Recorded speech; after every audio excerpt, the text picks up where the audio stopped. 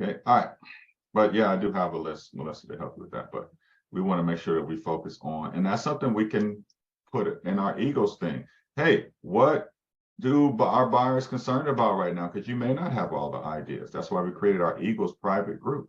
So you guys could come up with ideas. That might be a good topic, Simone, to post, and everybody chime in.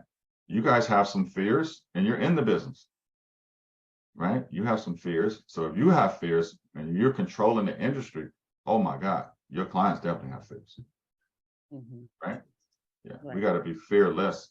I mean, I'm just curious. My rate on my house right now, and I didn't refinance my house. I'm in the fives on my house, and I own a mortgage company. I didn't refinance. I think I'm at 5.625 on my house, right? And so there's a lot of, you know that in the FHA clients, they said it's, I forgot the number, I saw it the other day, but it's over 1 million something people who did not refinance their homes when the markets were low. I mean, when it was like 2-3%. You guys think people will do that, but some people are like, it's not gonna make that much of a difference in my opinion. $100, depending on your financial situation, that may or may not be a lot of money to you. And so millions of people under 475,000 did not refinance their home.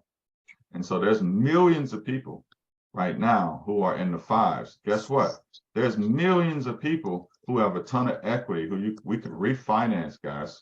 I'm putting a program together. We could refinance in the fives, 5.25, like you just said, 2-1 buy down. They can use that equity to buy a house down, buy the rate down, right? So all kind of ways to do stuff, but you've got to get that message out there because everybody thinks the rates are 7.25. So don't let people do that, because all that does is take money out of your family and it causes you to lose weight, right? And your bank account gets real skinny. Are you with me?